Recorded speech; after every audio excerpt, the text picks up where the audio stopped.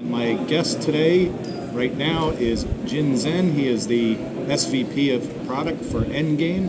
Jian, welcome to the news desk. Thank you, Brian. Interesting stuff I want to get to talk to you about. Why don't we talk a little bit about Endgame and your value proposition, since maybe our audience isn't all that familiar with Endgame. So Endgame, as you know, we are a next generation endpoint security solution provider. We're one of the leading providers out there, and we provide an automated hunting solution and platform for our customers to find, detect, and evict advanced adversaries from their network. Our EDR solution is an automated solution that allows our customers to be able to do that. And today we announced some key capabilities in our 2.0 solution, which includes pre-exploit detection, malware scoring, and also automated investigation. And we also announced a hunting as a service with our fabulous partner Accenture at the show as well. Absolutely, they're a great partner of ours. We've been working with them very closely since RSA. It's been great. How does threat hunting differentiate from threat intelligence? Is it one leads to the other? One's a subset of the other? So what threat intelligence provides you are indicators of what's happening on your network, potentially bad, right? And what threat hunting does, how we define threat hunting is proactive and methodical and stealthy way of finding the adversaries on your network before something happens. And it can potentially use the threat indicators coming from the threat intelligence feeds. However, if you use that, you're already kind of behind. What we're looking for is ways of identifying these indicators without pre-knowledge. Another thing that you provide at Endgame, I was looking at your website before we came up here, and there's stealth operations.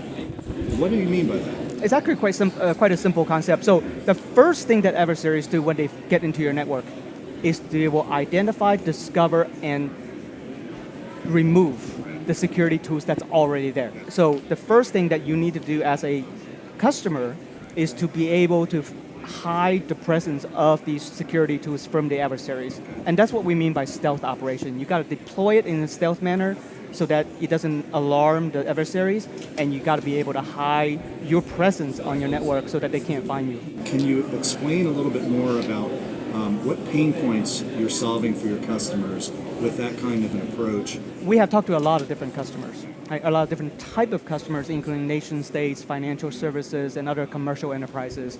And by far, one of the most common theme that we hear about is that they are already in a state of assuming they have been breached. Threat hunting is the next thing that organizations should do in order to protect their environment. And you can do that by using an automated platform for that. What we have seen also is organizations have challenges finding the right people to do the threat hunting. Many of the customers have now starting to build out their hunt team, and they have analysts that are adopting the title of hunter. However, these are probably the most expensive resources that you have in your organization. Obviously, they're most experienced as well. But the challenge is that you can't scale that.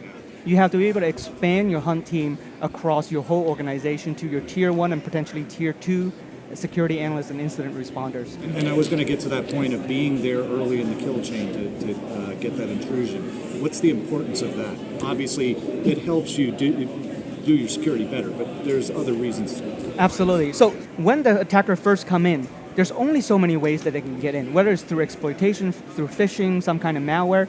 There's a limited set of things that you can do there. But once they get in, there's a lot more things that they can do. They can leverage system tools, they can leverage other things to expand their presence in your network. If you stop them early, at the earliest part of the kill chain, you can remove them very fast. But once they get in, it's a lot more expensive for you to find them, for you to evict them. What's on the horizon that customers should be aware of? In some of our deployments, we're seeing some dormant things that customers have never knew that it was there.